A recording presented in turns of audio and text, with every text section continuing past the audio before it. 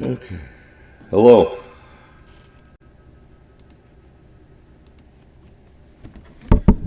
Okay. And music is on.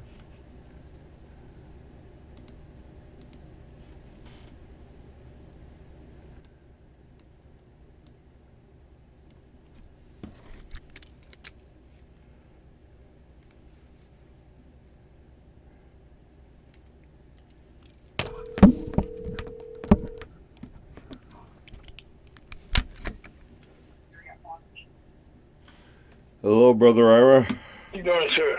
I'm pulling my hair out. Um, Yeah, I do. This Dr. Beach man, he's a character.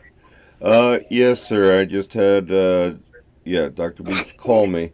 I need to know the spelling of the third person that's going to be here. All I have is Dr. Pete. I know that's what his last name. Okay. Pete Odaro? Okay.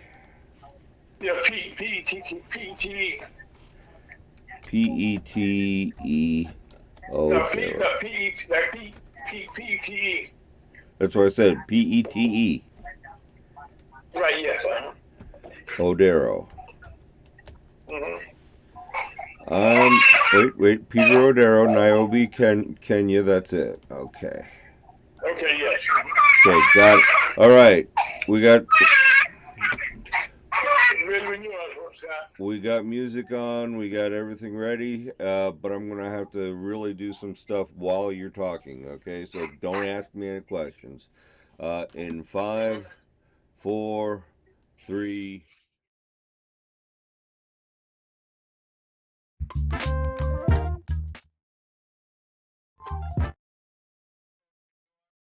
Minneapolis, Minnesota, Pittsburgh, Pennsylvania, Middle Tennessee, Baltimore, Maryland, Scottsdale, Arizona, Baton Rouge, Louisiana, Montgomery, Alabama, Portland, Oregon, Jackson, Mississippi, Tulsa, Oklahoma, Orlando, Florida, and Kansas City, Missouri, home of the NFL champion, Super Bowl champion, Kansas City Chiefs.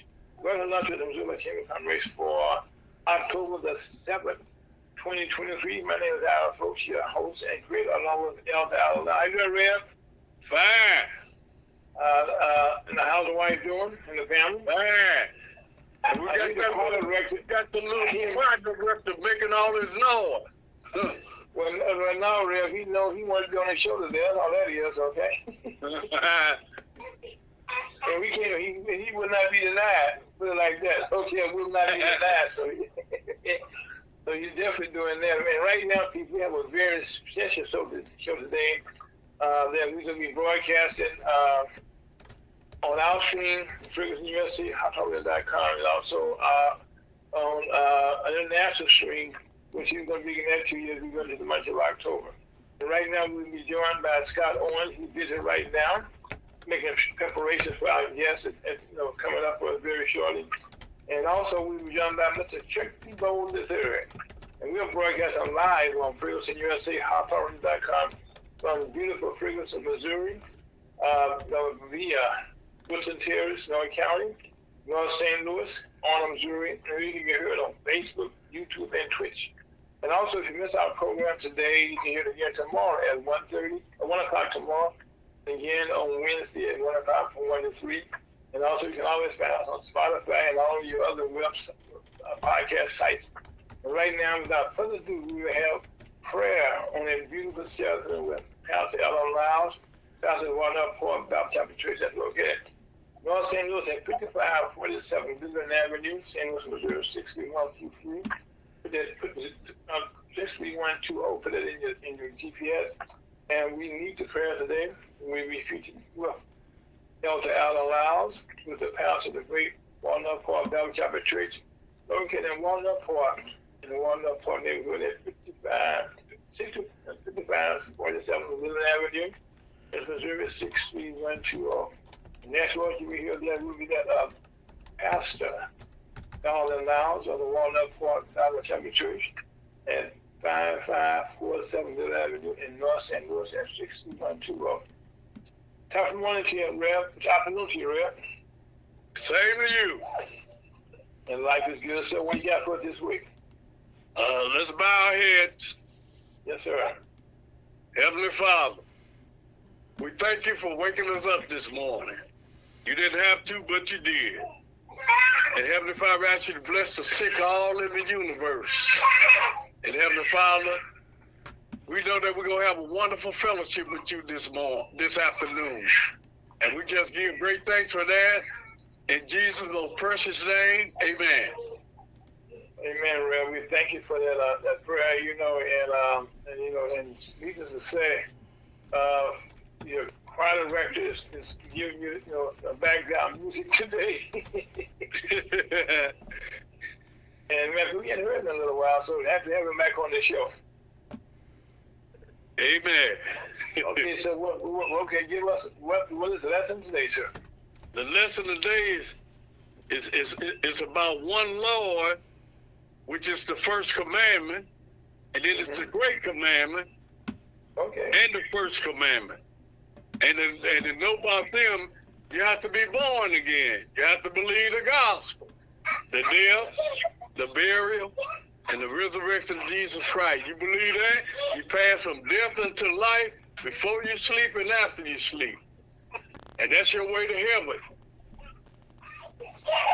Now, the first commandment is in Mark, which is talking about one Lord. The 12th chapter, verse 28 to 30. Okay.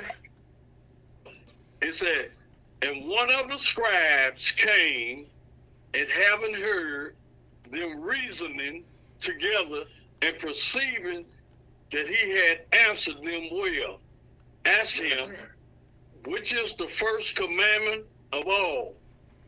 And Jesus answered him, the first of all the commandments is, hear, O Israel, the Lord our God is one Lord.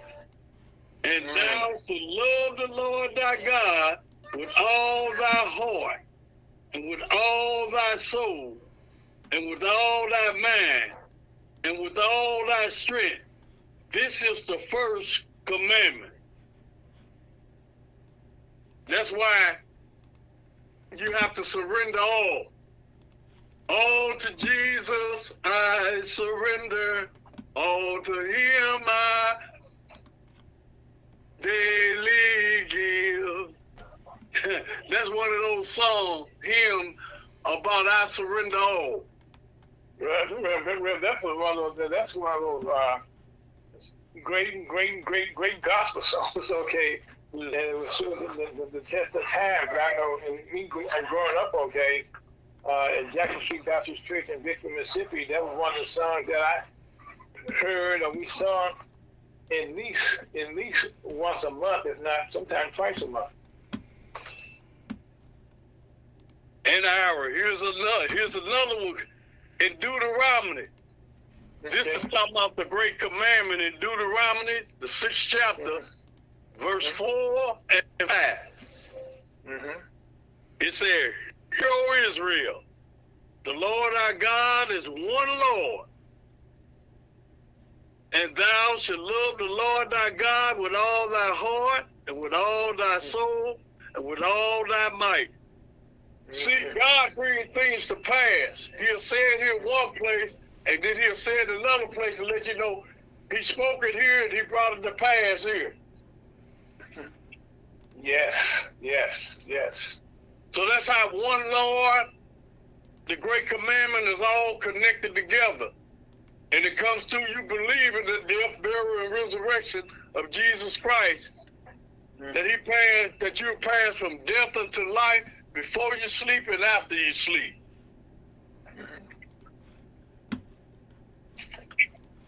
Now, Ira, that's it. Because I know you're going with time. So that's it. And all the people have to do is continue to believe this wonderful gospel and get saved before it's ever too late. In Jesus' most precious name, amen. But we have, this we promised, I guess, our audience this month, I should say, that we'll be doing some special programs, and we'll be doing that. And at 1:30 today, we will be joined by our guests. It's a treat from you to us, to you around the world, as we kind of expand our teachers, our listeners, audience around the world. But on that note, my name is Aaron Folks. That's Reverend Alan Lyles. And that's Scott Owen. And on that note, Scott takes out of here. Amen.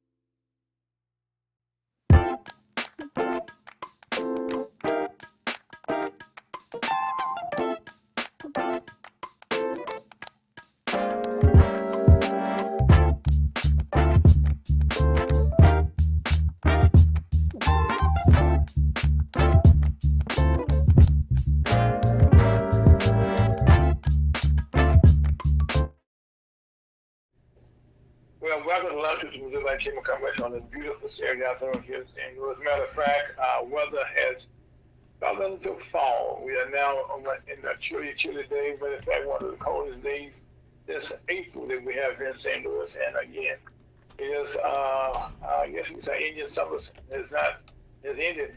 You never know in St. Louis. But anyway, if you approach October, the CDC, or Centers for Disease Control and Prevention, in Atlanta, Georgia, trying to say that COVID-19 hospitalizations are up 8.7% and deaths are up 4.5% in the most recent reported in the weeks. The numbers are quite low. These are compared to the numbers from September, when roughly 18,000 Americans were hospitalized by the virus, COVID-19 virus, in the first week of September. So again, things are kind of leveled off a little bit. We thank God for that. We also ask you to continue, please. Right now, if you have gotten your COVID-19 shot and your flu shot at the same time, please do that. And also, we also can ask you to please wash your hands. I know you hear us in that time and time again, but that's one of the things that will keep the COVID-19 numbers down. And also wear a face mask. And as I go out and I travel around the St. Louis community, I'm very encouraged by the fact that I see young people, old people, in-between people, everybody wearing face masks. Because the COVID-19 has not left us, and we're going through this season. People are coughing, so you got to protect not only yourself from the COVID-19, but also you protect your household. But you don't want to take nothing home to your family.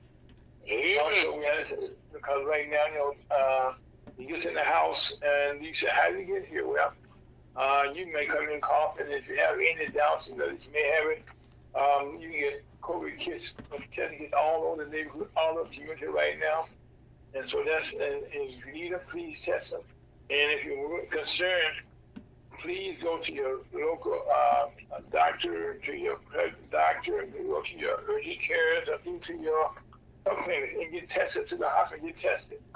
Because again, you don't want to let this get too far away from you, hitting you, because this is nothing to play with. And I guess I'm happy to say again, please do what you're doing. Keep these numbers low. And oh, by the way, hospitals and all those numbers that you saw in the past couple of years, okay, these numbers been reported, but they're not doing that now. So that's why we do what we can do here to share the word.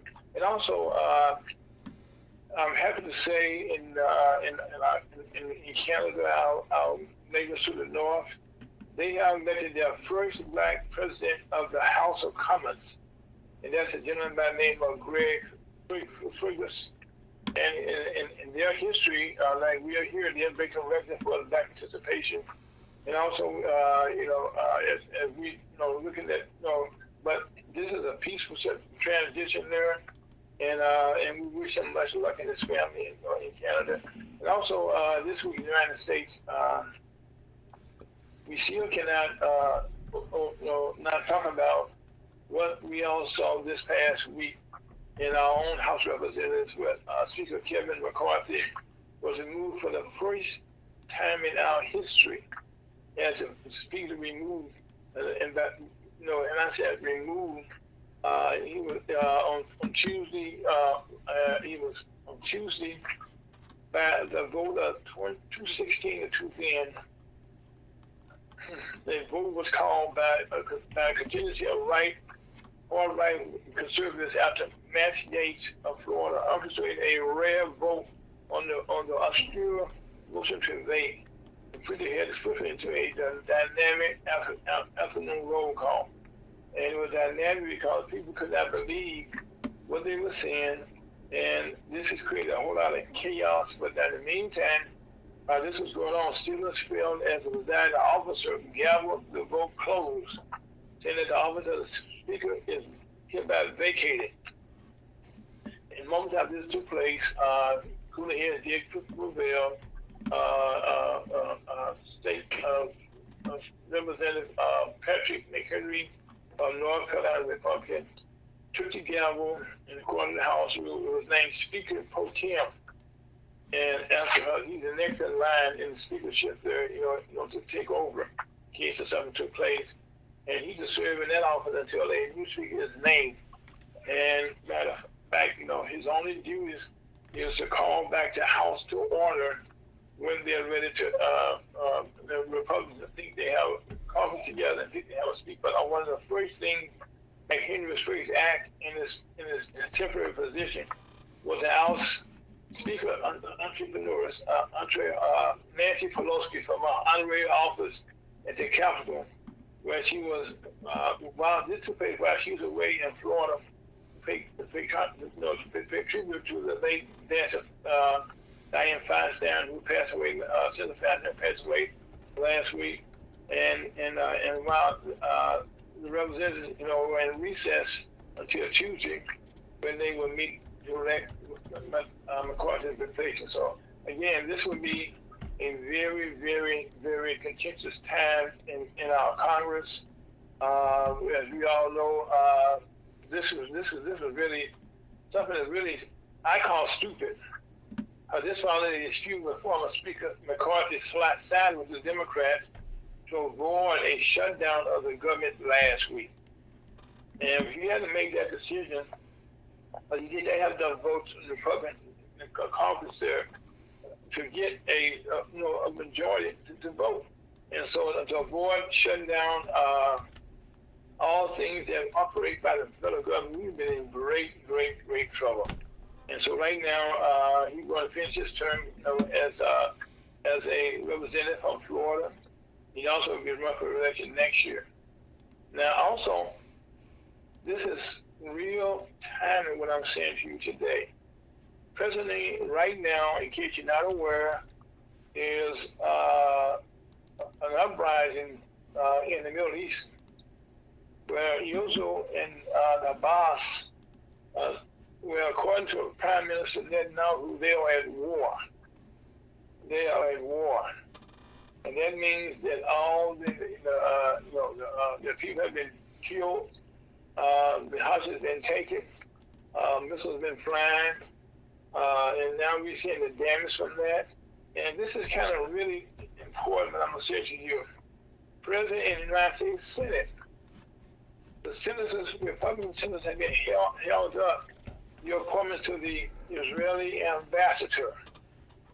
And really, ambassador is the one that would be relied on to be speaking to the Israeli people in his kind of heaven for in Israel as an ambassador to help see how we can work together to solve this problem that we got seeing taking place right now.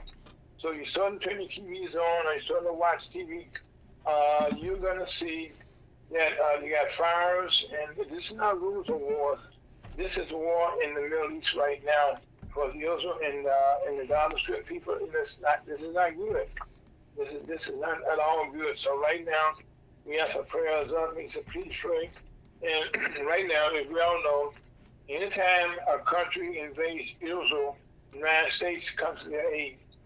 And so this is joining the United States until this disruption that's going on. And also, we're seeing some of the weapons that we supplied Israel. One of them is a dome that will be able to protect Israel. That's from missiles coming in. So you're going to see all the technology coming there. And so right now, we ask you to get prayers up, listen down. And one of the things this morning, for some reason, I want to say morning. Reverend, I was going to say morning, but it's afternoon. It's afternoon, but it's morning in Israel. We can say that much. And so as daybreak comes about, this morning, I'm going in this afternoon, the prayer and your lesson both reference Israel in Mark, and also in Deuteronomy, right here, about how important our relationships around the world and how much they are a part of everything that goes on in biblical times and also in present times. So again, we just ask that you please be mindful and keep using your prayers, and also that keep that cooler heads will survive, and hopefully not only we've been affected, a handicap, like the description. We talk about this every week. Also, in the Senate again, confirmation for over 300 of our top military officers are being held up. Our senator from Alabama, Senator Tuberville, is refusing to get one senator, by the way, can hold up all the things that's going on. And so right now, Senator Tuberville is blocking any confirmations of any of the top persons of the generals. And thank God that we recently got our chief of staff in place at the Pentagon this past couple of weeks here. But right now, this chaos that we have in our country of not letting our people do what they're supposed to do, this is not good, people. This is not good. So again, you will be hearing more about this as the day go on, and not just as the week goes on. You're going to hear more about this. And also, you continue to hear about former President Donald Trump, doing stuff that makes no sense that we find out. And most recently, we found out that he's been sharing some more documents. But these documents, again, were classified documents. And in doing this, we found out that the document he showed us sharing with some people, billionaires now, Australian billionaires, and all this located at this club in Marlowe, Florida, and it was a private membership club there, where he was showing documents to these billionaires. And guess what? We already know what happens next. They share them with somebody else and show somebody else. And what this does, this put us at a disadvantage or at risk for answer to this. So this is very important that the former president, kind of let cooler heads prevail here. We find ourselves with over 90-something indictments that's been going against him in the last 18 months, so to speak. And that includes what was revealed by us by the January 6, raids. I call it, attack on our nation capital. And during that time, to this point, over 1,100 people have been charged in connection with January 6 riot. 110 have been found guilty at trial, and about 366 have pleaded guilty to federal charges. Former President Donald Trump is also that number, and also so we ask for prayer that our people can come together, and that also that the flamethrowers, all the hate that you find up all over our country, where you find it every day, that somebody, mass killings are taking place all over the country. And at this point, we sit here paralyzed right now, because right now we're less than 40 days out now from the another budget shutdown, where everything in the country shuts down. And here we find ourselves in war.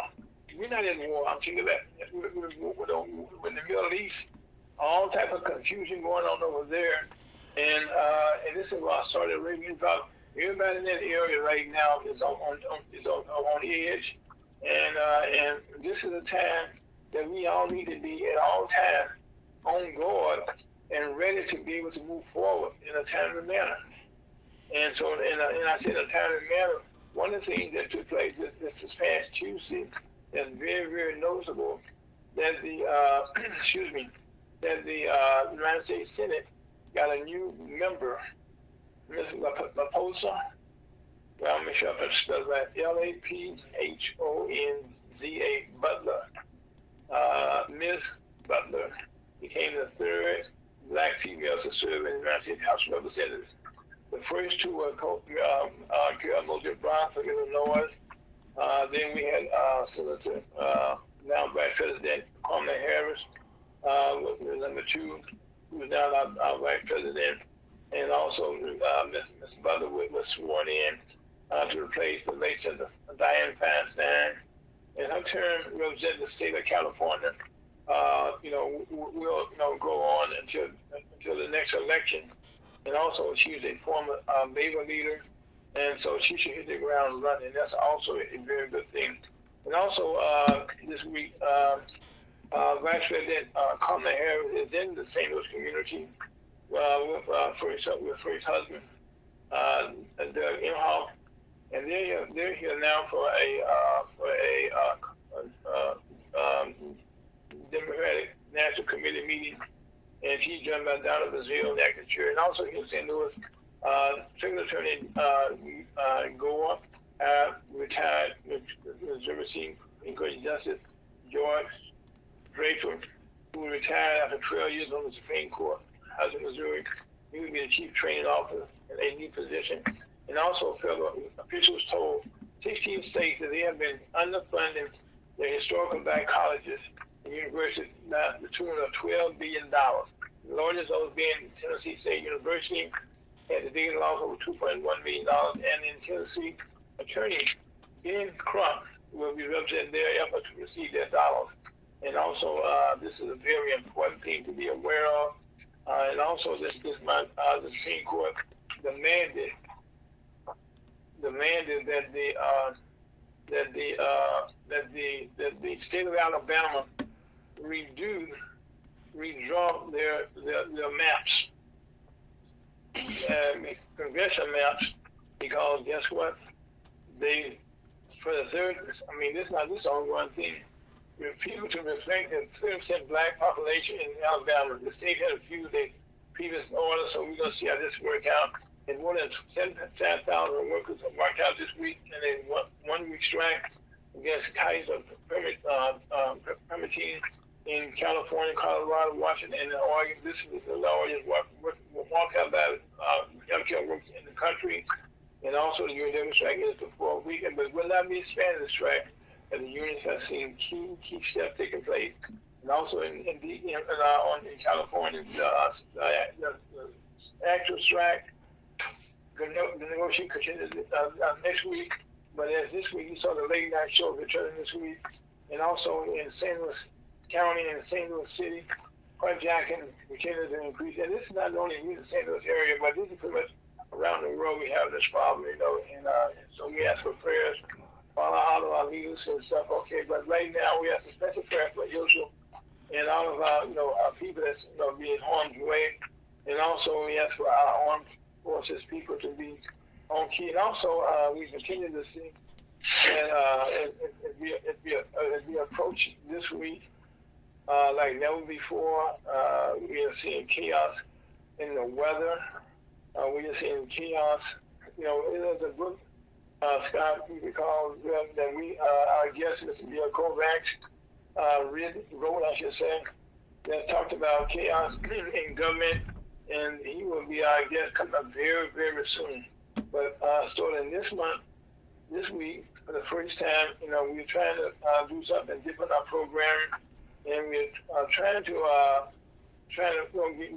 give respect to our black listeners and members around the world that attended the conference we had in Atlanta, Georgia, most recently, where we had people from all of Africa, South America, and also in the parts of the Middle East where we had people of color, including India, was in our conference. And so what we're trying to do is kind of give some respect to them and talking about on our show, Lunch and Human Commerce, how we work together and can work together in different avenues, and we can come together as a team and a family to be able to, get along and show that we are getting along. And like I said, this week we got a very special program for you. We started very, very shortly. And this program this week is so special in that very shortly, we're going to be joining Skype very shortly, so the call comes through. And when we do that, we'll be joined by three of our members. First of all, the first meeting, I'm so happy to say thank you to is Mr. Frederick Anderson. He's our international coordinator for the National Human Commerce. And during our conference in Atlanta, he did an excellent job. They had a lot of great nations, synagogue. I can go down the list, but all was in attendance there. And in Kenya, several countries that we are there, and also from South America. And so we had a lot of workshops about how we can work with them. We also had a lot of workshops with our federal government there for the first time in our workshop. And also, I just want to give thank you for going to Mr. Chuckable III, and also Bishop, not Bishop. I heard your guests already. Okay, well, so on that note, Scott, let's bring them in right now. Okay, Mr. Anderson, how you doing, sir? Waiting for others to join now. Stand by. Okay, this is the all-time first round show here. I'm using new technology by using Skype, and we are excited to present this will be, the first of many shows. We'll be doing this, with our African friends around the diaspora and around the world, I should say. And very shortly, so the connection has been made here. And as soon as this guy get to call and do the thing he do it with the magistrate, with our technology. Okay. That should be. So Scott, on that note, I'll shut up and let you let me know when I'm going to speak again. All right. Let's see here. Stand by. Waiting on people to join us. Do you want to go to a small break while we're doing this? No, let's do this, Scott. We can take a small break. All right. The lunch with the Human Commerce, beautiful city, live U.S. Scott, take it out of here. Okay.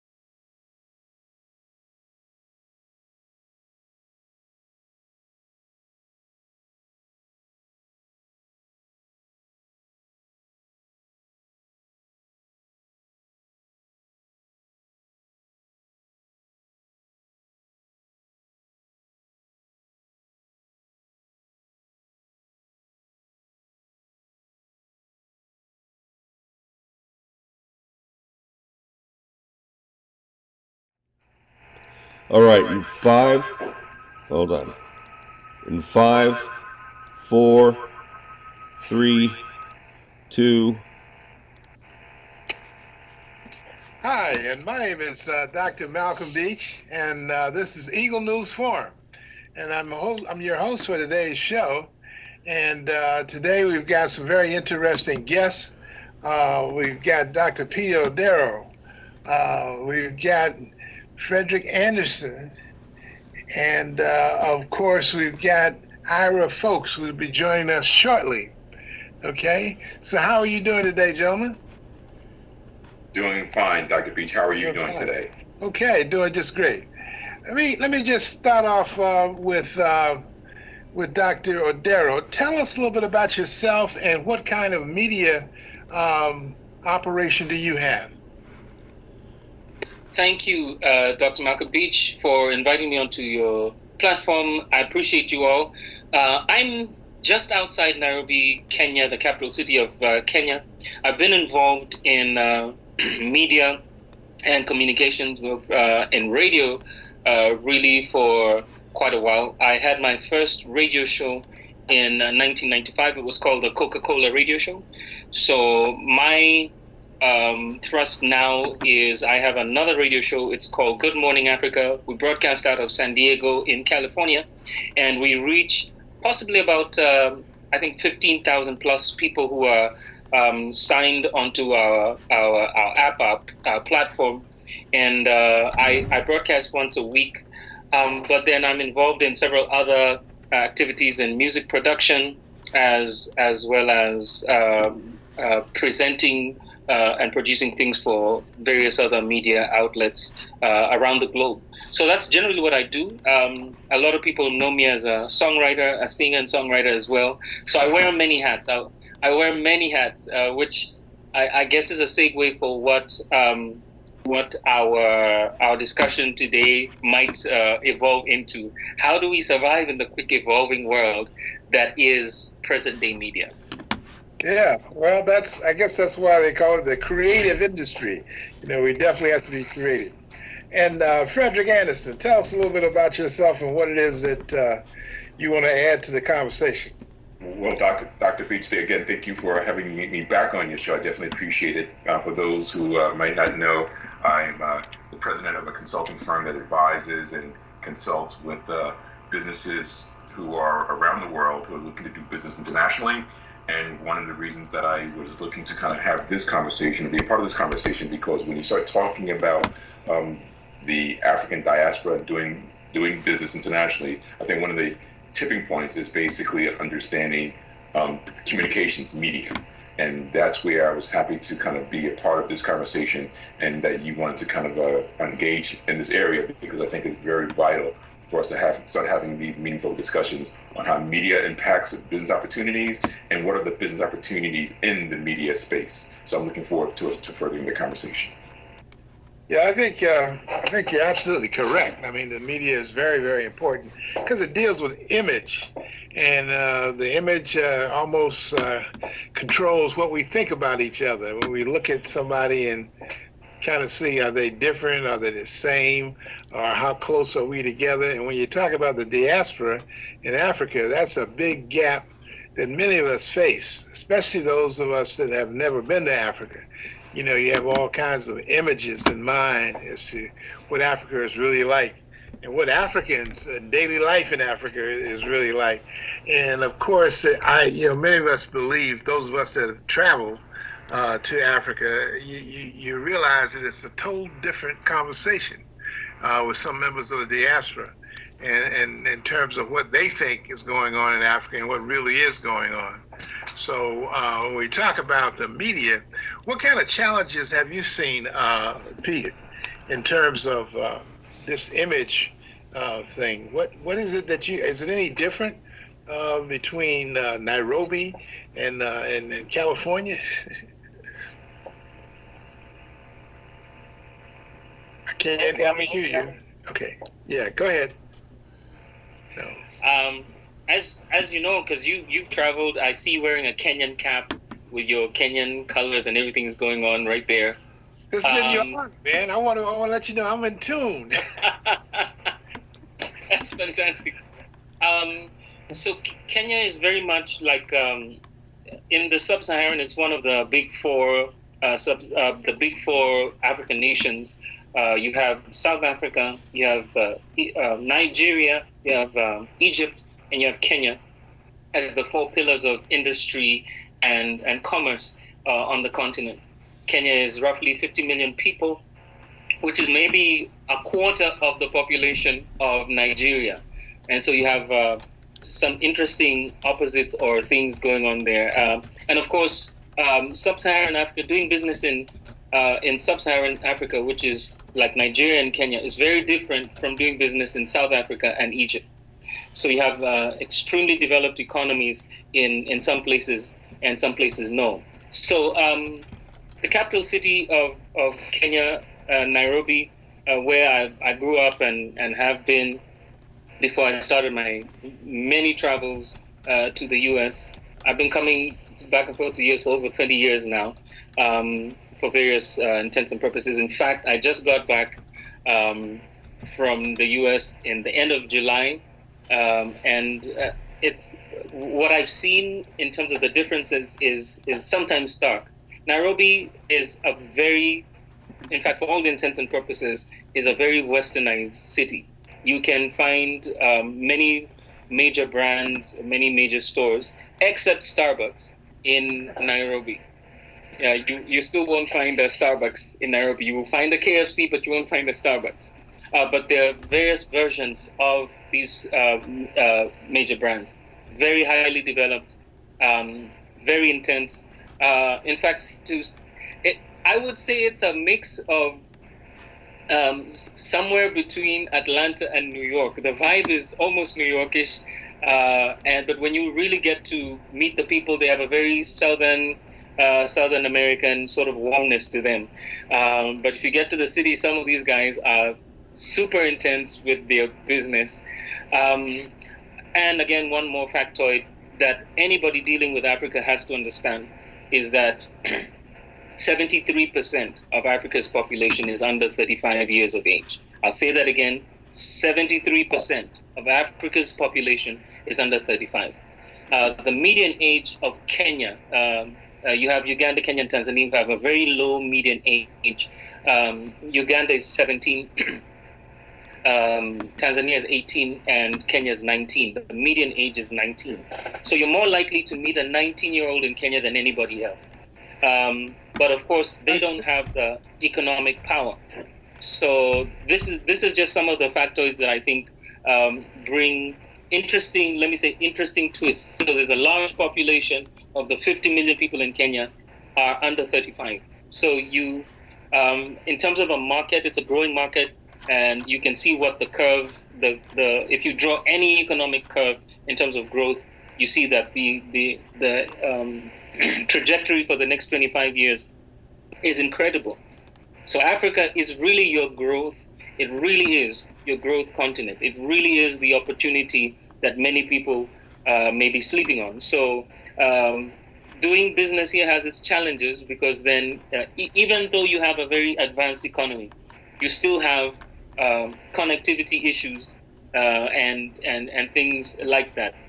Basic issues to do with poverty and finding ways to get your product to reach the market. So that's what I'd have to say as a basic introduction. Anybody trying to do that moving into the Africa space. Okay, well, that was quite interesting. Let me ask our new guest to join us, Mr. Ira Fox, from the show Lunch with the Missouri Black Chamber of Commerce. Ira, tell us a little bit about what you're doing with your program. Well, I'm programming right now. Learn this month, bring in guests like yourself from around the world to highlight different challenges, well, some of the different advantages we have, in our country, how we can work with different countries.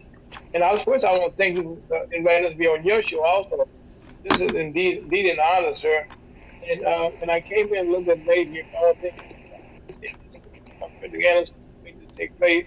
And also for Dr. Pete, I came in your introduction, sir. But I have one question here. What is, yes, sir. What is the main currency there? There's some dollar, American dollars.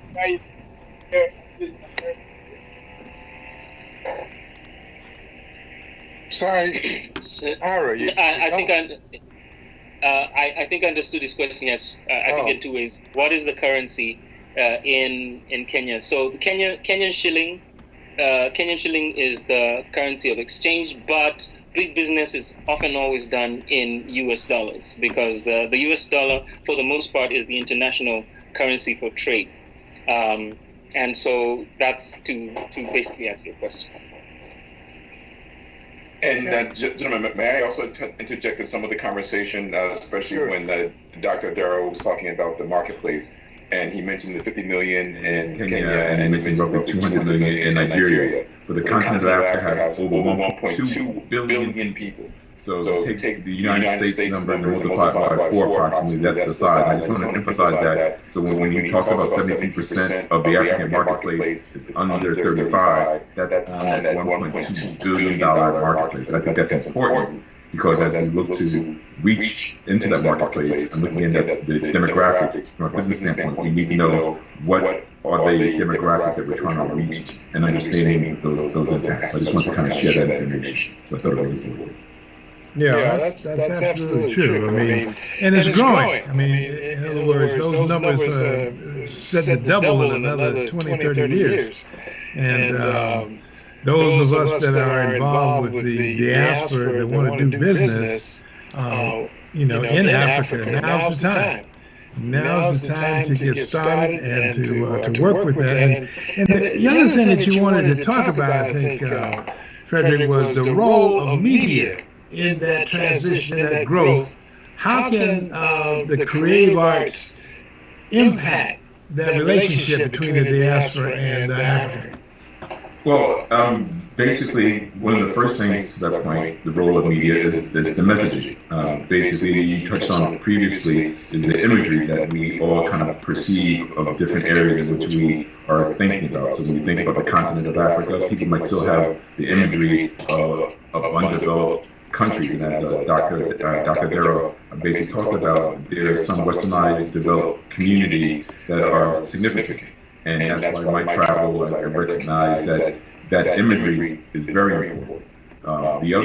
Another component is basically the messaging. Media has to basically be able to kind of let people know that there's business opportunities that are available, that Africa is open for business, that the African diaspora is open for business, and that people in the continent and in different countries are looking to do business with each other. And that's where I think, again, media plays a role. Lastly, for maybe this conversation, the other component is that media is a major marketplace. When we talk about media, we're talking about various components of communication. And I'm sure Dr. Darrow might want to elaborate on that for you gentlemen, as far as the communication side. But then also there is the business industry behind it. Everything from the production side, the promotion side, and basically evolving the educational component of it, because there's a true intentionality to kind of help to develop the media side. And as an example, when you think about music, Afro beats now are around the world. Rap is celebrating its 50 years, but Afro beats now, I think, is on the rise. And so, Dr. Darrow, I'll just tee that up for you to have a conversation on that area if you like. Let me see if I can strike that into a good spot. Get a hole in one while I'm at it. You're absolutely right, Frederick. Thank you for your input. The penetration of mobile telephony right now in countries like Kenya, you have things like 51%, I think it is, large. So you have a lot of that translating into smartphones. But then you have countries like Niger and Chad, which have a much lower, people who have 10%, 6% penetration. So there's still, the majority of Africans, I think it's about 46%, over 60% of Africans, basically the main communication that people find their information is via radio. So radio is still an extremely important medium to receive news and communication. So whereas imaging, the image concerning who we are as Africans is clear to us, who Africa is to the rest of the world is not controlled by Africans. So that is a thing that has to change. We have to begin to find ways to gain a growing way in which we can tell our own stories.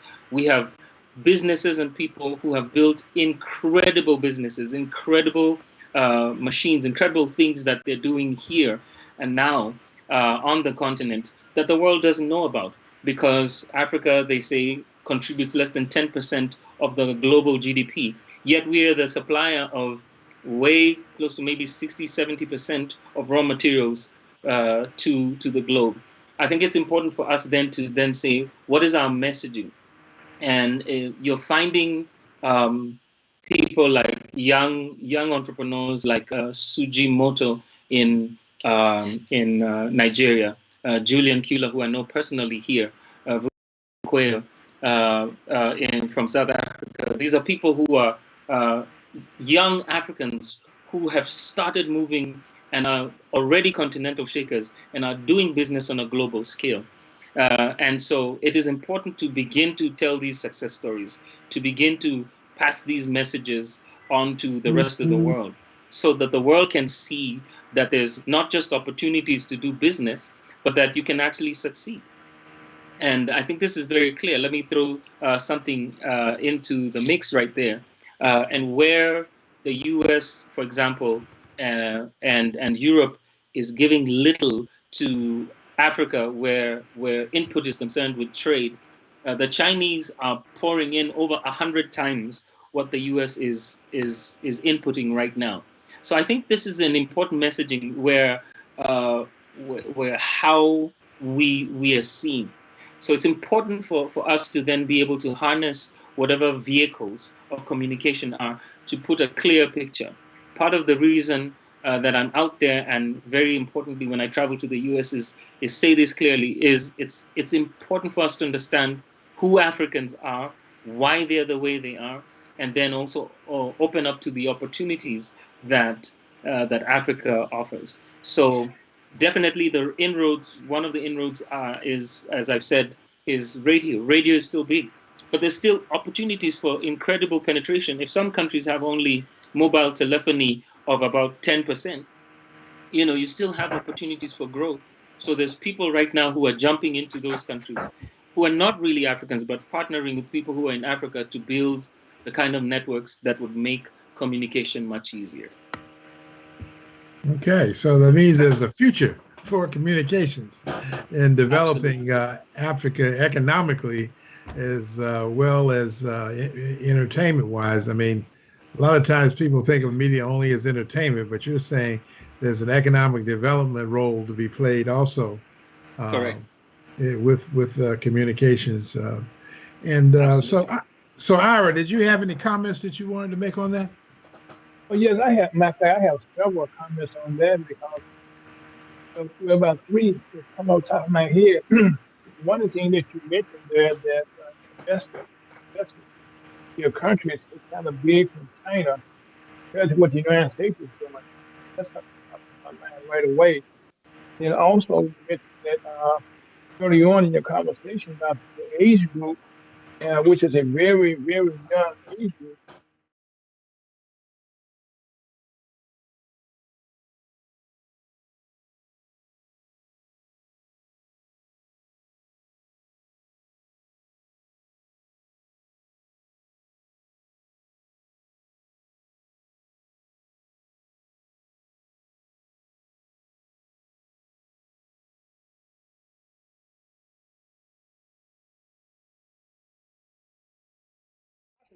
In Africa that has continue. And then the third part would be that we can help the Missouri Chamber of Commerce and the National Chamber of Commerce, can be a part of that engine that's driving Africa in the world. Because right now you seem as though everything flows through Kenya. If I'm right. Am I right about that, Doctor? Yeah. Well, I think that moving forward, give us some future direction, Frederick. What's going to happen in the future? Foretell the future for us with communication. Well, I mean, I can only say that I know based on the interest that is being focused on the creative economy and media being part of that, and just recognizing that the world is becoming a smaller place, that there are going to be more opportunities in the creative economy space, especially when it comes to media. Because if you just kind of look at the progression just for the past 10 years, you may be aware the blockbuster movie that Denzel Washington starred in back in 2012 called The Safe House basically was filmed in Cape Town, South Africa, and it showed a very robust community of businesses, stadiums, banking, airports, and what have you. So it gives you that image. And now fast forward to 2022, The Woman King also filmed in Africa, a significant portion of that. It's helping to boost the economy. So as a result of that, there are a lot of other industries that are saying, how can we participate and basically capture the entertainment market? And entertainment market basically is the backbone of a lot of other industries that need servicing. So I can only tell people who are in the creative space that it's a growing opportunity, and you should look to the diaspora and African marketplace and figure out how you can participate in it from the service industry, from the insurance side to the actual production side, as far as providing actual products and goods. And so that's where I see it going as far as the future. But how can we get a mix? I'm trying to get the diaspora in on the deal too. It's not just you want to develop Africa, but how do we develop the diaspora, and what role can the diaspora play in bringing this image to the diaspora outside of Africa? What role can the diaspora play? I think sorry, Frederick, do you want to go first? No, Dr. Darrow, I was going to say that I think it's a question that's adequate for you. So there's already a model for this that's actually working. The diaspora, that is the Africans who are based outside of Africa, outstrip the US and Europe put all together 5 times over in terms of what they send back in remittances. So it's maybe 4 or 5 times over what the US and Europe all put together do in terms of aid, in comparison to aid. And that's not what we're looking for. We're looking for opportunities to really expand. And I think for me, it comes in 3 ways: to create empowerment for people in the diaspora by creating the platforms that they can plug into. The second one also begins with E, is educating those who are both in the diaspora and here to be able to see let's give them the information that says we can build these bridges. And maybe the third thing is encouraging people through inspiration by showing people these success stories. And maybe I'll say in 3 ways, so that I was in a conversation. We began these conversations with interesting people. I met with the president of the Stella Awards in July. I was in Las Vegas for the Stella Awards, and the president of Mr. Jackson, we started a conversation as how can they move their product and come, because they see Mr. Jackson is one of the people who are what I call early adopters, who can see the opportunity in Africa. And so one of the things that I feel is the direction that we can begin to go is setting up units that can create content for the creative economy. Because the music business doesn't run how it did 30, 40 years ago. Before you'd run to a store and buy these records, but now everybody's either consuming it online or some other way. So selling actual units may be difficult, but the content is still being created. We need to be the ones in the space where we can say we have studios, whether it's film studios, whether it's music studios. We need to be the ones saying, hey, why don't we put up units in those key cities like Lagos, like Johannesburg, like Nairobi? Why don't we put up and partner with the locals to build the kind of studios that would produce world-class content for that creative economy. So I feel partnerships like that would be wonderful. Secondly, diving into and partnering with people who are into radio and broadcasting, whether it's buying up radio stations or investing in already existing radio stations.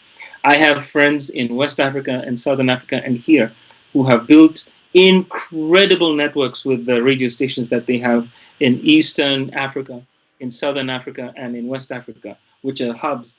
And those hubs have produced some very interesting radio stations that then are commercial units. So radio and broadcasting is still going to be big, plugging into things like that. And then finally, finding ways in which we can plug into the telephony in the spaces where it hasn't grown. There's so much opportunity still for people who come into the market with creative ideas, where we can bring our mobile phones now and say, I want to partner.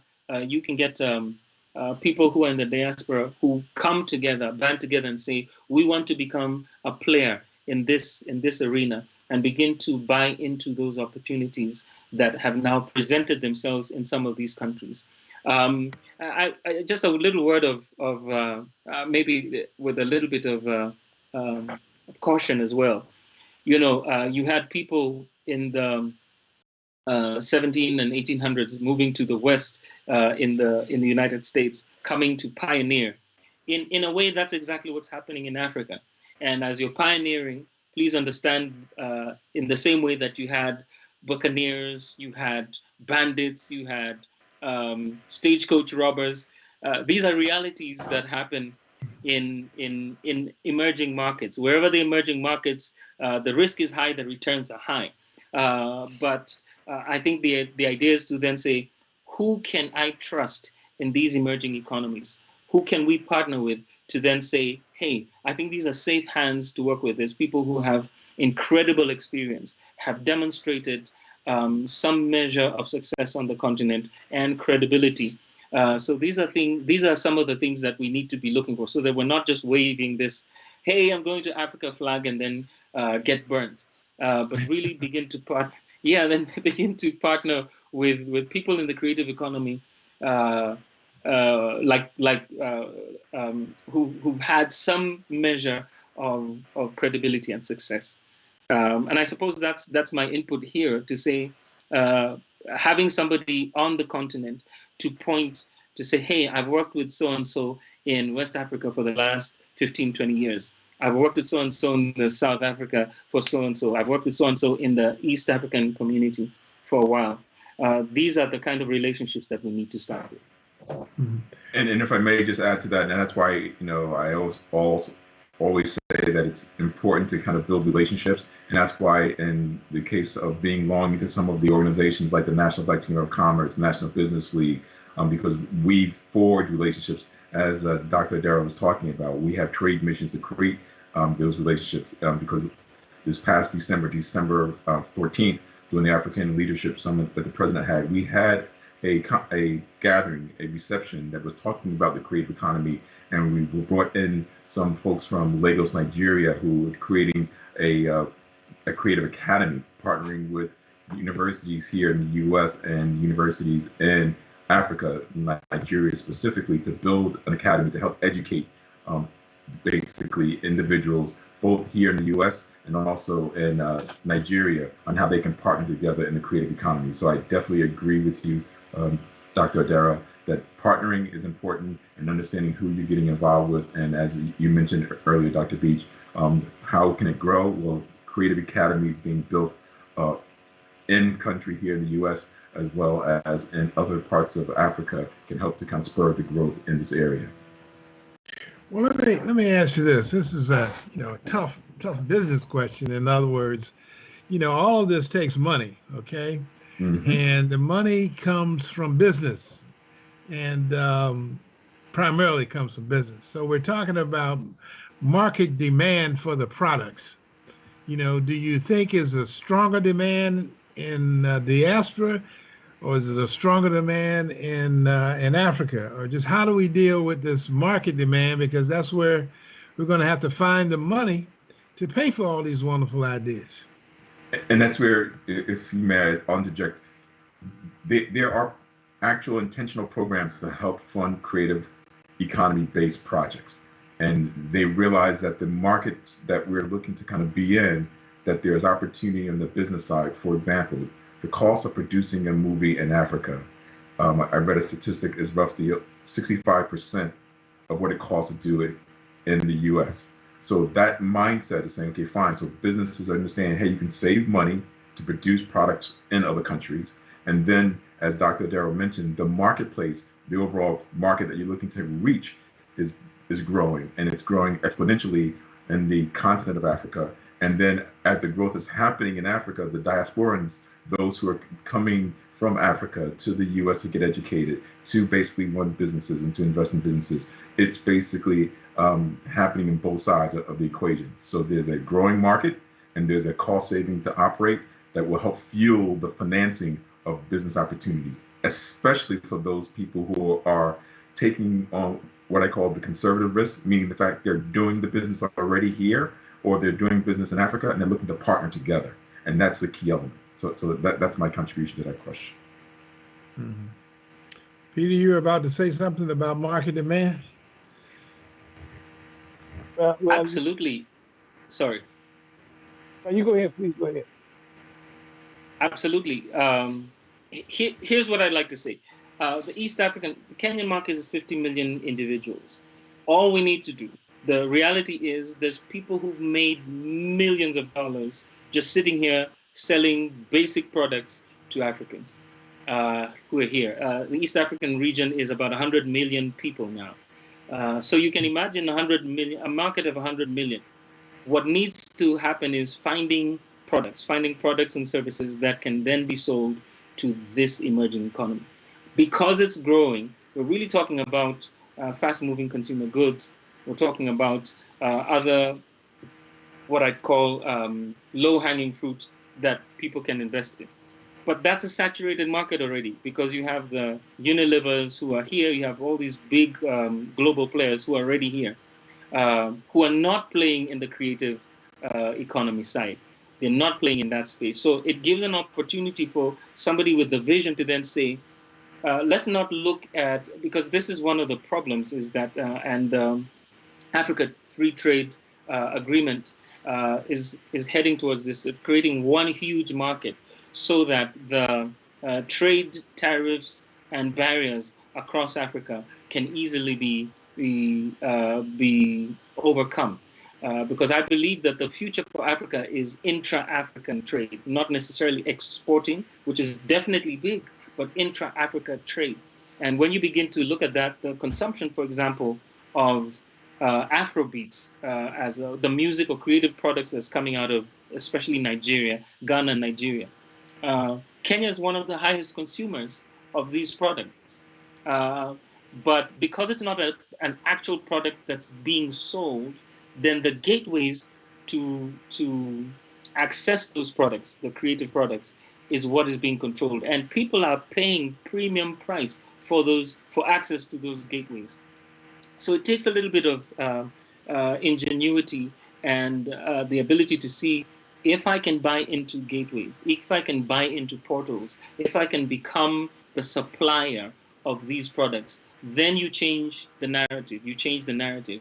And that always, the person who buys gold and the person who mines gold, who's going to be the wealthier person? It's definitely the person who owns the mine. So if I have access to the mine, which is the creative economy, then we're in the perfect place right now to then say, hey, we've created Afro-America.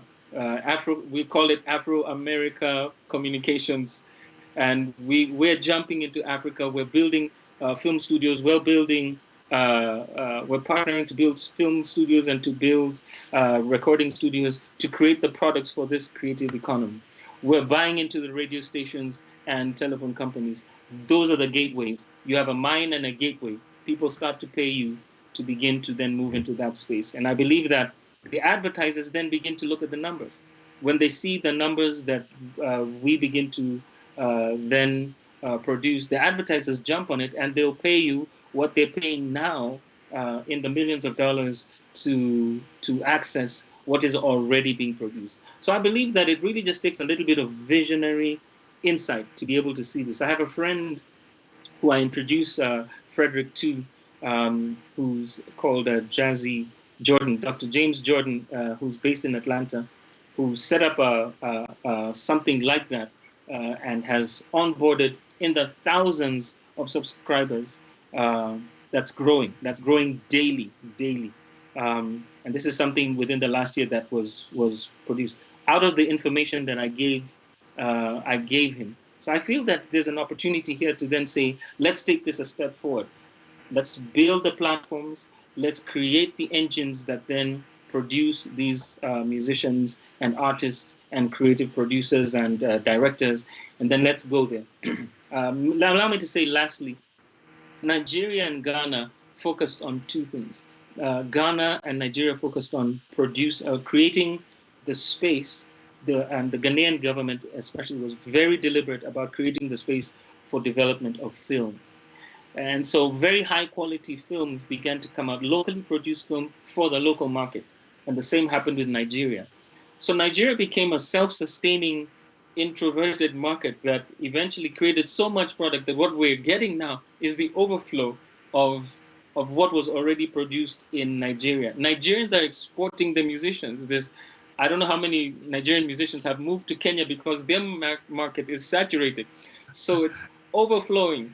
And so and they're super skilled. These are some of the most incredible musicians that I've ever heard. One of my music producers, and we just did a product that's going to be launched in London this month. One of the songs that we produced for one of our English partners. And my music director is actually a Nigerian who lives in Nairobi now. So my thing is, there's opportunities. All we need to do is really just say, okay, what is the entry level? What's the low-hanging fruit? Putting together a studio, a world-class studio in these various cities is not unachievable. It's something that the people within this circle can actually put the finances together to do. Putting together a world-class film studio is not something impossible to do with the right kind of partners and the right kind of networks that we already have access to in this circle, the Black Chamber of Commerce, and so on. Those are the people who we can then say, hey, let's go to Africa. We're putting a studio in Cape Town. We're putting a studio in Nairobi. And this will translate down the line into creating the engine that produces these products, and secondly, the gateways, that we then become a gateway. Did I say Afro-American communications? whatever we end up calling it. I'm just saying that for the sake of this. So if you do end up setting something like that, you need to include me so that I can get my nice percentage. Okay, absolutely. I mean, you're not only included, you'll probably be leading the effort, But Ira, did you want to say something? You had a comment on this? Well, I want to say a couple of things. First of all, Doctor, I'm located here in St. Louis, which is the gateway to the west.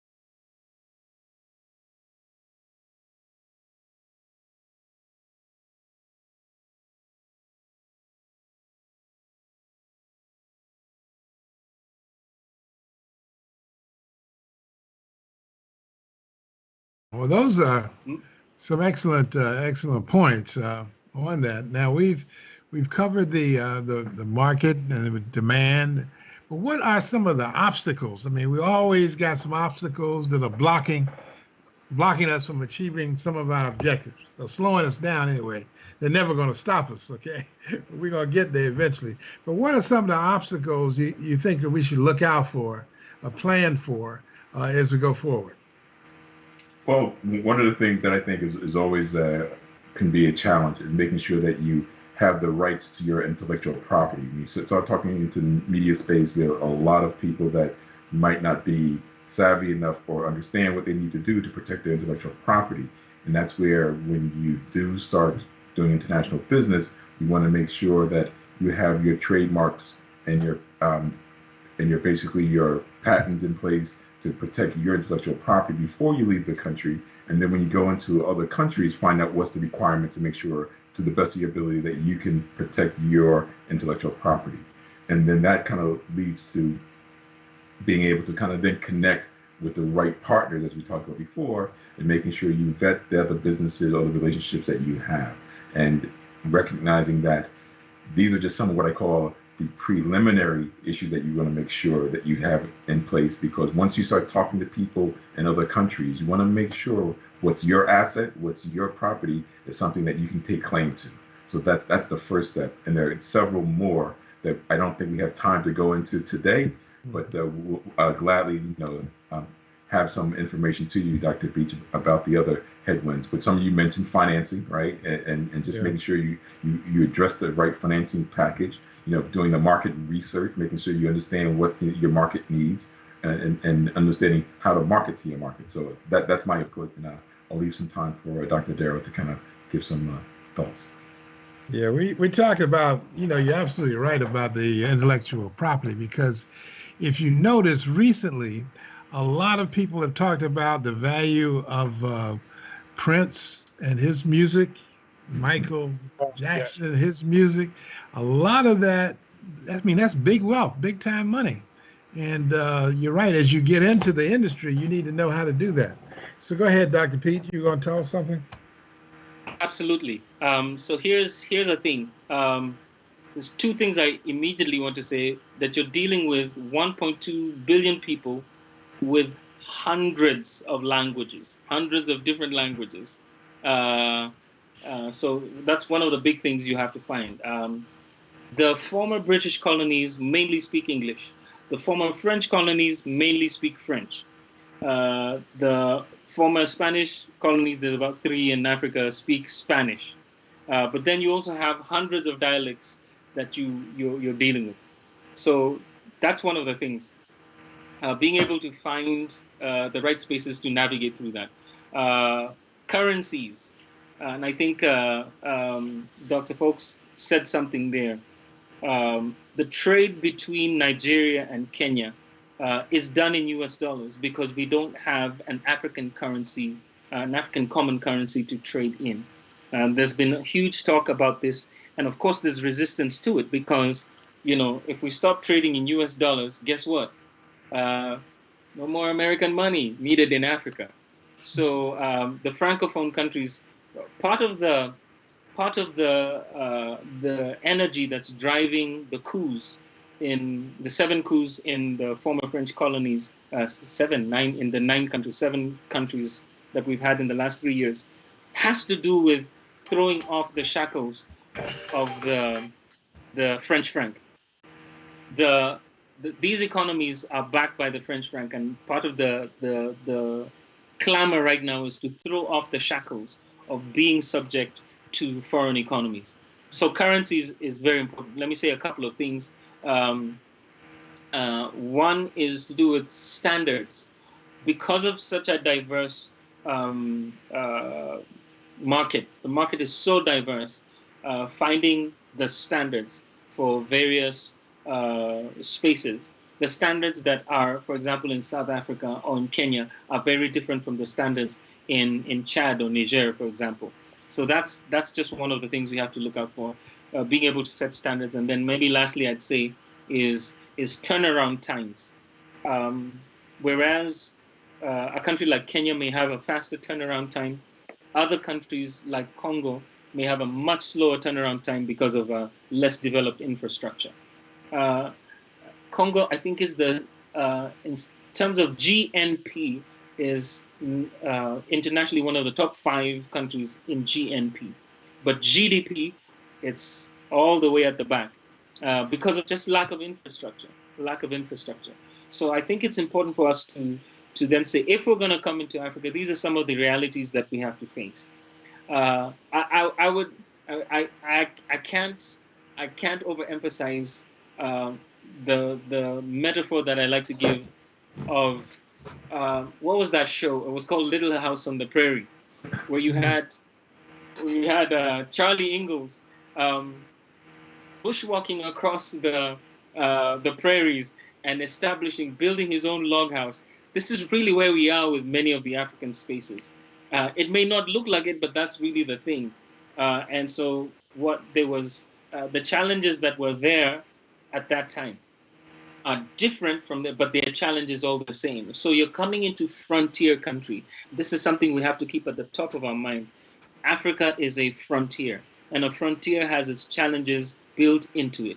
And part of the beauty is being able to walk away and say, I helped create a path. This road wasn't here before I came.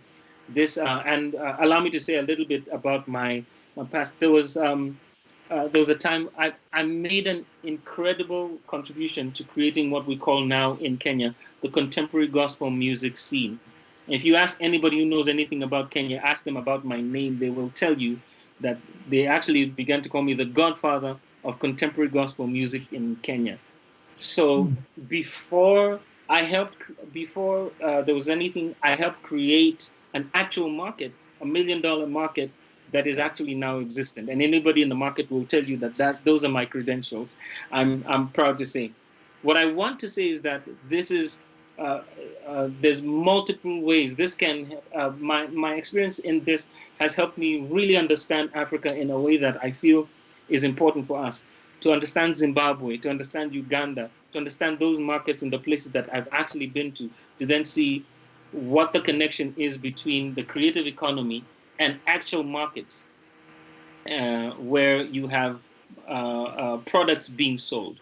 Because the products need the creative economy. Nobody switches on the radio to listen to ads. They switch on the radio to listen to music. Right. And when you create the music, then the musicians need to get paid for the music that the advertisers interrupt. So this is and everybody knows that if you've been in that media space. That is something that's very well known. Again, thank you for your time. I know I've hogged a little bit in no, you're giving us great information. Absolutely. Let me try to ask another question, since we're talking about obstacles. Not that they have to be obstacles. What about the government? Does the government have a role in developing this industry? Well, I mean, definitely, in I would say every industry, the government plays a role, and as far as they can provide incentives to get the markets developed, that's what I think they try to play, and that we should anticipate them to play. And sometimes when you're developing in new market spaces, they might not know what are the best practices to be deployed, and that's where I think it's incumbent upon when we do that exchange of information that we might be able to share with them, especially when we're talking about media, what are some of the incentives that they can offer to the media space, as far as providing reduced tariffs, providing more expediency to kind of dealing with the intellectual property rights, and just kind of giving some guidance on some of the standards that are needed from one market for another company to come into the marketplace. So there's got to be a role for them, and they're actually trying to play that role, and but at the same time, it's got to be a balance, because we don't want the government to kind of be the director of the commerce that needs to get done. We want business to direct that commerce. So that's my input to that very, very specific. Yeah. Okay. I would agree. Yeah. I would agree. The government creates the enabling environment and provides the licensing so that we can protect the interests of whoever's investing. So I think that's my input. And like to Frederick's point, certainly there's the government is interested in seeing commerce happen. Governments are interested in seeing that happen all over Africa. But sometimes they're just clueless as to what's happening. Very few people right now have a robust digital regime for dealing with intellectual property where the digital space is concerned, because this is an emerging it's an emerging economy. Even though we're making millions, how do you police it? How do you manage it? How do you deal with the exponential growth? What laws are there for the players that are involved? A recent statistic I got was that Kenya was number one in terms of TikTok penetration in Africa, but there's to the point where the members of parliament were beginning to debate the whole question of TikTok. Well, where do you even begin? Because many of these members of parliament, when they were whatever they studied is obsolete with regard to what intellectual property or technological advancement is concerned. So all they know is that there's something called TikTok, but they are at a loss as to how to deal with this. And of course, we had a repeat of this an exact replica of this in the US. And so what do? When we don't understand something, we ban it. So I think it's important for us to have people who are clear in the understanding of where. That's why I call it visionary leaders. What I'm doing now is finding visionary leaders who can lead the charge in being able to say, I have somebody who is clear on where the technological advancement, where the digital space is concerned, is going. These are people who can now bring very clear structures and ideas to create the kind of space that will not just be profitable, but also beneficial to the consumers. Yeah, I mean, in Kenya, I think they've even got a cabinet secretary on the cabinet level that's dealing with the creative industry. So it's absolutely coming along. Yeah, it's really coming Some along. of the, yeah, it is. So, Ira, did you have a comment on the government relations? Well, yeah. Well, really, okay. That is always interesting to be the government. That's one of the things I know.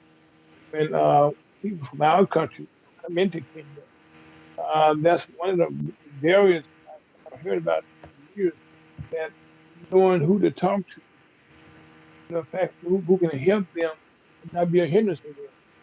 I think that's one of the things that I'm found. I think about talking to the fellow here. Very impressed of you at the fellow award. One of the people that we work very closely with, Congress, is Bishop Wooten, okay, who is married to one of the pastors. I mean, our bishop, I said, the Italian bishop, is one of the Clark his family, and that who I'm talking about. But I think that collaborate with you in a whole lot of ways. We have fingers, I would say, that we can work through and work with, move forward. Yeah. Okay. Now, one last thing. We've only got a few minutes left, but something very interesting is happening in America. Two of our famous music stars, Taylor Swift and Beyonce, have converted their concerts into films. So it's almost like the money just keeps on rolling. And they're having sellout crowds in the live concerts, and now they're talking about having sellout crowds with film. So what does that mean for an artist in terms of what they can look forward to with their talents and their creativity? Anybody? Well, I think it opens up a true vision into what I call the overall entertainment business. And I'm going to take an angle not just from the artist angle, but but basically the conversation really, that question stimulates the conversation on the economic impact that they have on the areas in which they perform. You know, because basically when they go into a concert, think about the engineers that have to be hired from a sound perspective for setting up the stages. Think about the people that are going to come into their concert. So I think that's the first thing. And the reason I take that angle, because they also do international concerts. And I read a report where a number of people, because the ticket prices in the U.S. was exorbitant and at Beyonce's concerts, and therefore they said, let me go to other countries to visit them. So I think strategically, we as a diasporan, from an entertainment standpoint, have to start saying, if I'm a major diasporan performer, let me bring my talent to the countries, because I'm not only going to help what I call the direct media entertainment industry, but the ripple effects are going to happen from hotels, restaurants, clothing. There's so many other impacts in addition to creating an added space for the artists to kind of merchandise their platform. So I think it's a positive, but we have to be more strategic in making it happen. Now that it's been exposed, that guess what? These entertainers create economic waves, and that's what they're doing. Absolutely. And it's almost like things are about to get balanced out. In other words, you don't have to be a billionaire investor to get into the billionaire business. You know, everybody in the community, if you got some talent, and if you can help that talent grow, you have an opportunity to be involved in this creative industry. Well, Dr. Beach, let me say something here, okay? Being a former producer myself in the entertainment business, what Frederick mentioned there is very important, that the people in the background that actually put things together, and even the studios there, even the engineers there. And one of the things that we've been able to benefit from the Taylor Swift, bubble here with dating right now, but just to see how Kelsey and jerseys that have been 400 more jerseys that have been sold right away just because of he been around her. So, I mean, it's like something that's like a high tide raise all boats. I mean, in the industry right now, it's visionary, and it's also a blessing to be in that area. Okay, when we find ourselves right now in the media, being able to be a part of that. Okay. Absolutely. And I want to really thank you, gentlemen. Today was one of the most exciting, interesting conversations that we've had on Eagle News Forum.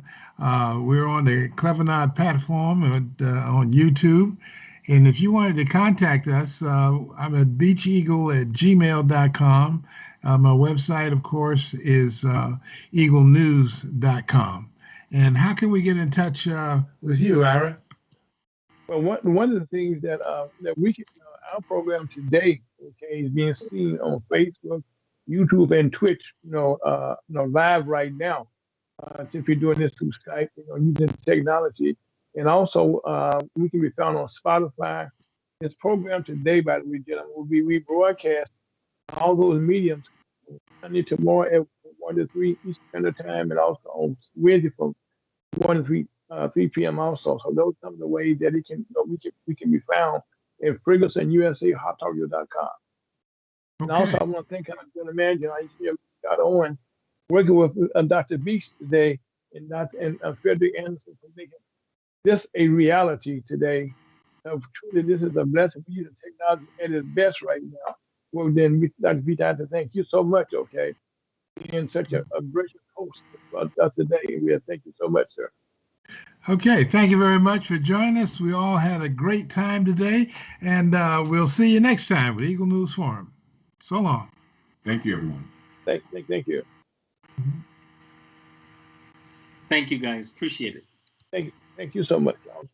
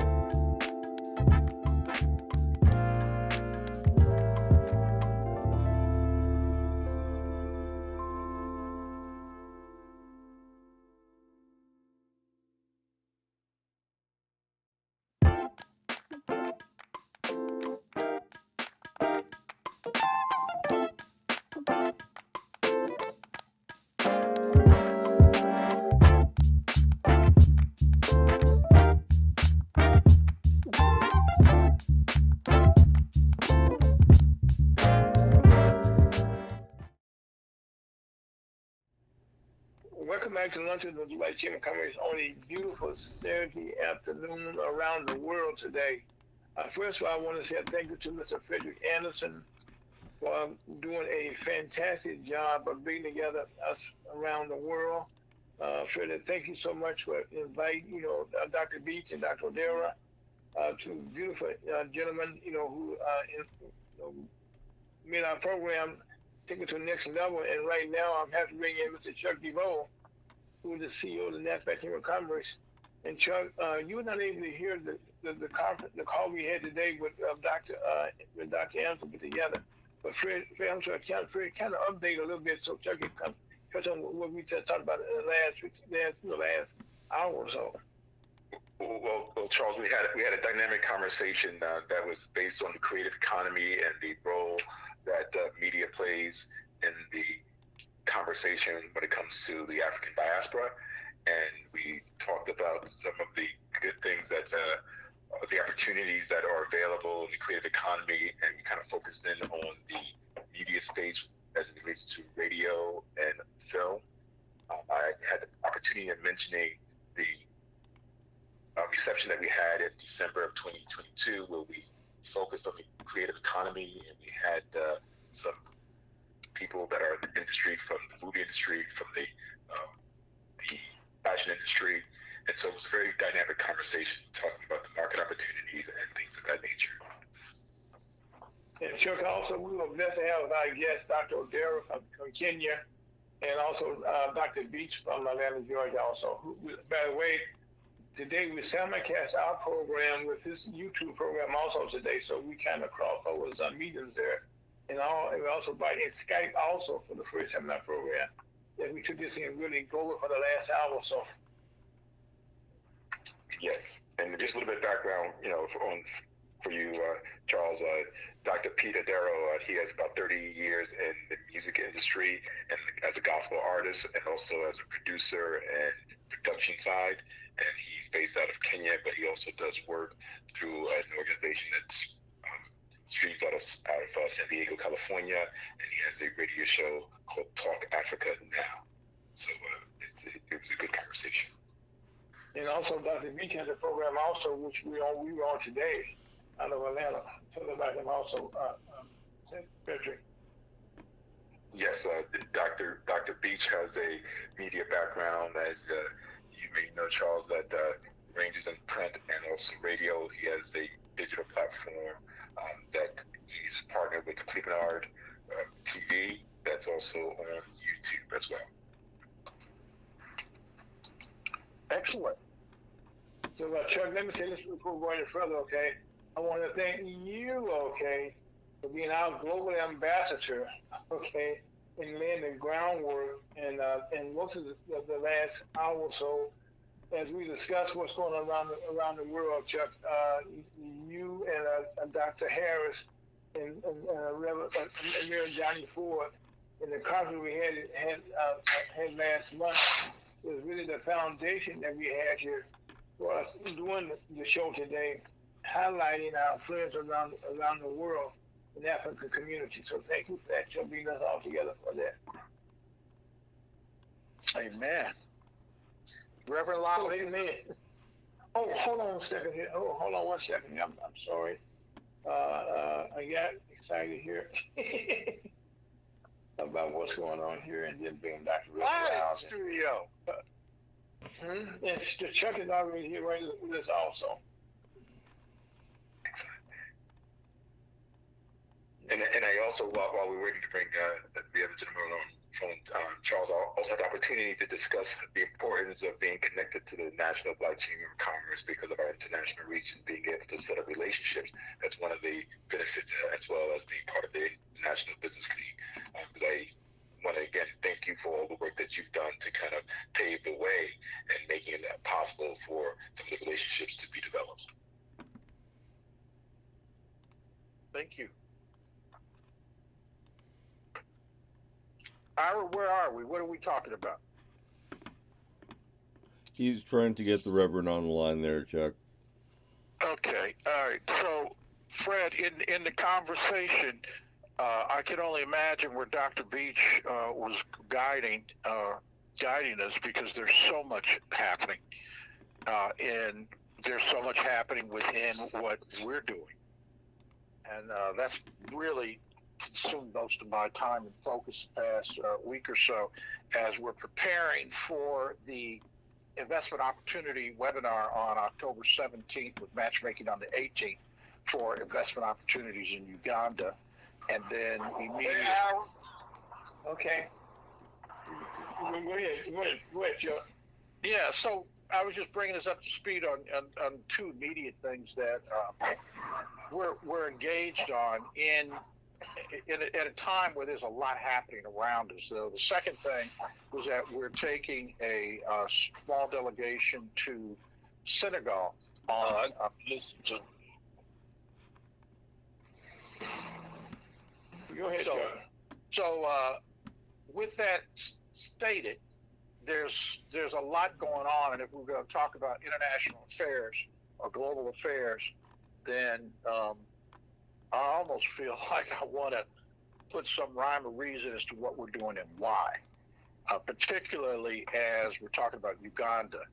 And anybody that is paying any kind of attention or seeing things kind of run across your news TV screen, that there is a movement that's going on in Francophone Africa. Francophones are the countries that were colonized by the French and are characterized that you can always tell it's Francophone because they speak French, even though a lot of them are speaking English now. And the younger generations are pushing back on these, I'll call them administrations, but these government administrations, central governments that have been run by like one person for one family for years and years and years. Uganda is one of those, even though they're not in Francophone. They're on the east side of the continent and part of the Eastern Economic Community of Africa. And the Francophones mostly are countries like Senegal, Ivory Coast. But in the news lately, there's been Gambia and Gabon and a few others where they're having coups. And essentially, the people are saying that they're no longer willing to accept the exploitive nature of the financial and economics environment that they're having to live in under the French dictating to them on how they go about doing what they're doing, and it's not in the best interest of the people. So we're of the mind that we think it's good for the people to continue to expand their economic relationships, and we're open to hearing who's saying what and how and forming our own opinion. I mean, you could even add another country there to that is near and dear to us all, and that would be Cuba. And Cuba has this embargo that the United States has imposed on them since 1959 that still continues to this day. And how and why and what does that have to do with us and why we can or can't do business over a political posture. So there'll be more dialogue coming out on that, because the embargo itself has not gotten the results that I think it was intended to originally. And, you know, there's just a lot to it, and it's so much going on that we're hurting the people and not necessarily the political structure of the government. So those are just backdrop. One of the things Chuck, you have to add to that, okay, that in Cuba, you was the 90 miles from our country, that was sort of about the Castro family, and I think for the first time they got another person leading that, but he was raised by the Castro family in Israel. So right now that's something very important that's taking place there, very close to home, so lack of better description. Yeah, it's probably something that we could begin to study both sides of the issue as to how and what happened. Anyway, if you watch the movie The Godfather, and when they're back going into Cuba, and when Mayor Lansky was down there and they had the casinos, and Michael Corleone was going down there to invest and looking at it, and while he's there, they had the it was a coup of sorts where the military came in and installed new leadership. That's the beginning of it, of what happened. And when that government went in, they seized properties of the wealthy. And one of the people that a lot of land and assets were seized by the government was I think, I have to check my facts, but I think it was the largest cattle producer or beef producer in the United States. Had a lot of land there and had a lot of influence on our government. And I think that's where it began when the embargo started. And it's probably a bit more complicated, but, and then the communist piece comes in and aligned with the Russians. And I believe it was Khrushchev, and that's when the Bay of Pigs missiles being installed and all the controversies of President Kennedy and what was going on there. And so that was back, 59, 60 to 62, around that time. And since that time, it's pretty much just kind of languished, as it were. But there is a lot of commerce going on, a lot of different things going on. And, even to the point where in the in another movie that had a part of history in it was Scarface. And if you look at Scarface, you saw when all those Cubans were coming into Miami, and what Castro had done is basically said, all right, everybody that wants to go can go, but particularly we're going to release you from prison, and all you prisoners or whatever, you got to get out of here. But anyway, the clock on the wall, Chuck. But right now, you brought us up to date around the world, and we also have people Congress watch is going on right now, unusual that's going on. Because this is very, very something that can involve a whole lot of nations that can lead to a whole lot of things in the wrong direction. So let me send us out here, Chuck. Stay tuned for. We're going to be coming with some more information about how you can tune in to a virtual conference for Uganda coming up October 17th. And then if you're so inclined, and we still have a few spots left for the Senegal fact-finding mission, we'd love to have you join us there. And we're looking forward to getting more about the Missouri Black Chamber event that's coming up in April. Thank you, everybody, for tuning in. My name is Alan Frozen. We'll let you know Congress. See you on Founder, along with Elder, Reverend Alan Lyles, and also Mr. Scott Owens. Thank you so much for all you did this day. And on that note, we said, life is good. We'll see you again next week. Another great program. Got to take us out of here.